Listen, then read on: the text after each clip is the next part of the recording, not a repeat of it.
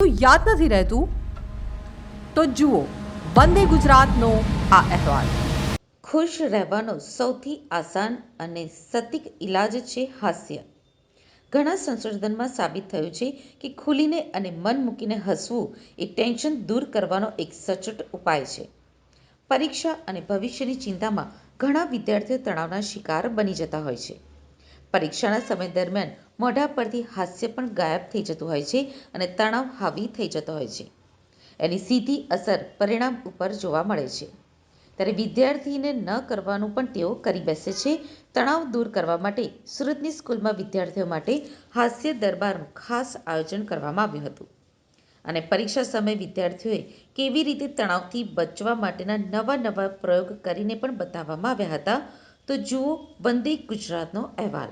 તમે smiley face કરો ને, માત્ર સ્માઇલી ફેસ લાઈક ધીસ, તો તમે ચાહો તો પણ નેગેટિવ વિચાર. તો એવા સ્ટુડન્ટોને મારા ખાસ મેસેજ કે તમને જ્યારે પણ એક્ઝામનો સમય હોય ને, તમે તમારો સ્માઇલી ફેસ કરીને દિવસની શરૂઆત કરો, મૂડ સારો બનાવો, પોઝિટિવ વાત કરો, હસતા રહો અને સારી સારી વાતો કરીને સ્વચ્છ મને ખુશ મુદ્રામાં અને સવારે 5 થી 10 મિનિટ જે અત્યારે મેં શીખવામાં આ લોકોને બતાવ્યું એ પ્રમાણે ખાલી હસતા રહેશો ને તો તમારા બોડીમાં ઓક્સિજનનો સંચાર થશે અને ઓક્સિજન એમ કહેવાય છે કે તમારા શરીરમાં એન્ડોર્ફિનનો સ્ત્રાવ થાય ને એનાથી તમારી રોગ પ્રતિકારક શક્તિ વધતી હોય છે, જેથી કરીને તમારી મૂડ સારો હશે. અને મૂડ સૌથી સારો કરવા માટે સ્માઇલ ફેસ છે, જે આ રીતનો કે તમે માત્ર આટલો સ્માઇલી ફેસ રાખશો તો તમે ધારો તો પણ નેગેટિવ વિચાર તમને સ્પર્શી પણ નહીં શકે.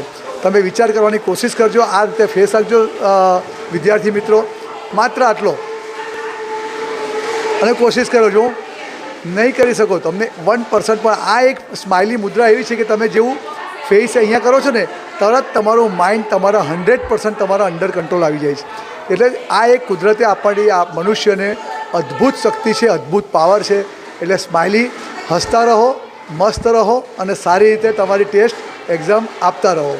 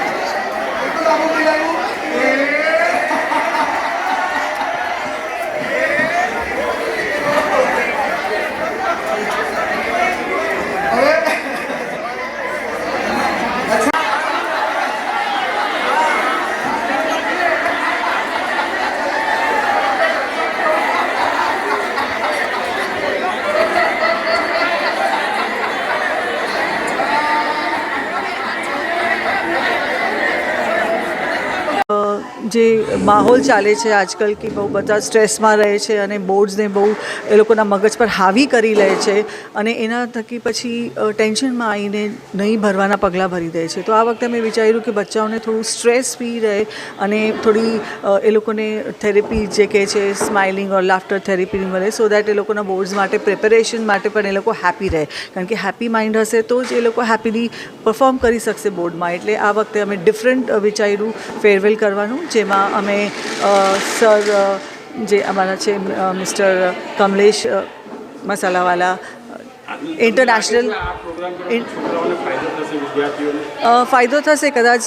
સરે જે 1-2 ટિપ્સ આપી છે, જેમ સ્માઇલિંગ ફેસ રાખીને વિચારવાનું કે ટેન્શન આવે છે તો નથી આવતું ને, એવી જે થોડી ઘણી ટિપ્સ આપી છે એનાથી બચ્ચાઓને ફેર પડશે જ. અને મે બી એ લોકો જ્યારે ટેન્શનમાં હોય તો સરે જે ટિપ્સ આપી છે એના માટે ટેન્શન ફ્રી થવા માટે એ યુઝ કરશે અને ટેન્શન થોડું એ લોકોનું ઓછું થઈ જશે કમલેશ સરના ટિપ્સ દ્વારા. જેમ કે સવારે જાગીને અરીસામાં જોઈને હસવાનું, જેનાથી સારો મૂડ બને છે. પરિવારના સભ્યો સામે 2 હાથ જોડીને હસતા હસતા હાસ્ય પ્રણામ કરવાના. ચા નાસ્તો કરતી વખતે ચા મસ્ત બની, નાસ્તો કરવાની મજા આવી ગઈ જેવા પ્રશંસા કરતા વાક્યો બોલવાના. દિવસ દરમિયાન કોઈ ભૂલ કરી કે ખોટું બોલ્યા તો હસતા હસતા વડીલને સોરી કહેવાનું. દિવસ દરમિયાન બધા જ કામ હસતા હસતા કરવાના.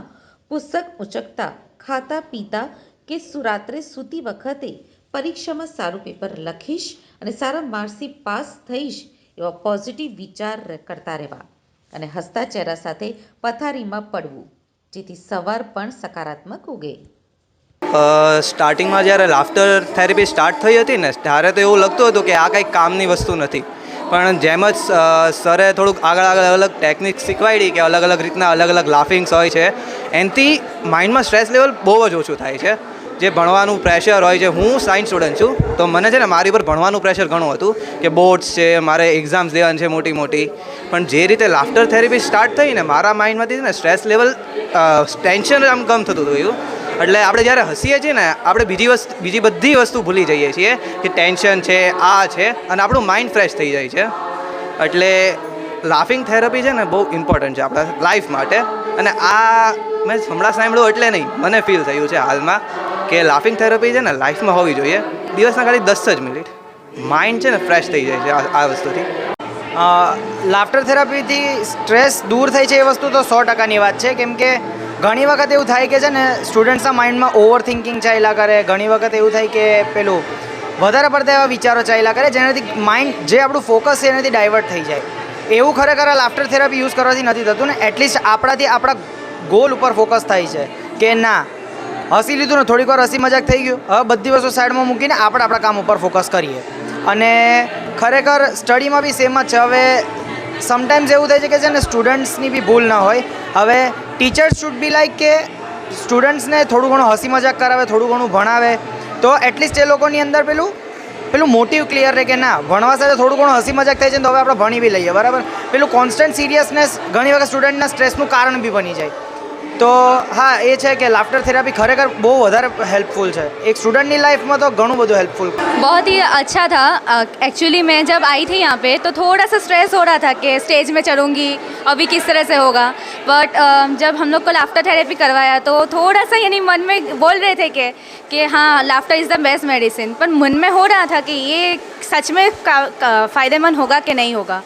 हाँ हुआ, फ़ायदेमंद हुआ. उन्होंने जब बताया कि अच्छे से कि laughter is the best medicine, बहुत सारे प्रैक्टिकल्स भी करवाए कि कर सकते हो इस तरह से, तब थोड़ी शर्म सी आ रही थी. बट शर्म के साथ हम लोग हंसते हंसते हमारा शर्म भी चला गया. हम लोग ने खुद ही हंसिया और बहुत भी जो भी सीरियसनेस थी वो सारी 2 मिनट में निकल गई. तो ये हम ऐसे एक आइडिया भी ले सकते हैं कि एज मैं एक साइंस स्टूडेंट हूँ तो बहुत सारा मन डाइवर्ट होता है, स्ट्रेस भी आता है कि हम किस तरह से करेंगे, किस तरह से नहीं कर सकेंगे. पर ये जो लाफ्टर है, लाफ्टर की वजह से हम थोड़ा मन को कंट्रोल भी कर सकते हैं, मन के स्ट्रेस को भी निकाल सकते हैं. तो इन्होंने बहुत अच्छा आइडिया भी दिया है कि हम एग्ज़ाम में किस तरह से ध्यान दे सकते हैं, एग्ज़ाम लिखते वक्त में स्ट्रेस कैसे निकालना वो भी निकाल सकते हैं. तो बहुत ही अच्छा गया मेरा ये लाफ्टर सेशन और बहुत ही फिज़िकली मेरे को बहुत अच्छा लगा और प्रैक्टिकल भी इनके बहुत अच्छे थे, आइडिया भी मिल गया थोड़ा बहुत. આજે જે અમારા સ્કૂલમાં હાસ્ય પેલું થયું એમાં અમને ખૂબ જ મજા આવી અને એક્ઝામમાં બી બહુ જ હેલ્પ કરવાનું છે આ વસ્તુ, કારણ કે સરે અમને ટ્રીક બી શીખવાડી છે કે કોઈ વસ્તુ તમને સ્ટ્રેસ લાગે તો થોડીક હલકી સી સ્માઇલ આપો તો તમને જે નેગેટિવ થોટ્સ આવતા એ બી બંધ થઈ જશે. તો આઈ ગેસ અગર એક્ઝામમાં પેપર આપતી વખતે અગર અમને એવું લાગે કે અમને આ નહીં વસ્તુ આવડતી તો અમે અગર સ્માઇલ આપશું તો અમને સ્ટ્રેસ બી એક્ઝામની વખતે ઓછો થશે. પ્લસ અમને બીજી બહુ બધી ઘણી વસ્તુ સરે લાઈફની બધી શીખવાડી છે. એક પોતાની ભૂલ એક્સેપ્ટ કરીને બી તમે કેવી રીતે હેપી થઈ શકો છો. અમને કીધું કે તમે હેપીનેસ તમારી માટે એક મેડિસિન છે ને અમને ઘણું બધું જાણવા મળ્યું. અમને સ્ટેજ પર બી બોલાવીને જરીક બધો નવી સ્ટાઇલમાં હસાયું છે. અમને ઘણી મજા આવી. થોડુંક આમ લાગ્યું સ્ટાર્ટિંગમાં કે શું કરાવે છે, પણ ધીરે ધીરે બહુ જ મજા આવી છે.